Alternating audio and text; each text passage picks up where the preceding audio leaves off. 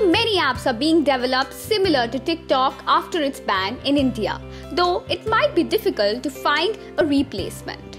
So to help you out here comes the Made in India social media app called Elements, which is 100% indigenous. So let's review the Made in India social media app Elements. Elements aims to integrate and display the functionality of common social media apps on a single streamlined framework. Elements is a social media app, an instant messaging app, and a voice and video communication device all clubbed together into one. The app is available in over 8 Indian languages, so you can create and post unforgettable updates in real time.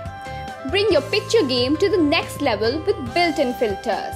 In fact, you can keep up to date with your circle's activities and keep abreast of the latest events and news from around the world. So the Elements app has been constructed with privacy of the user in mind as a primary concern. So now all you have to do is download the Made in India Elements app in your phone from Google Play Store or App Store.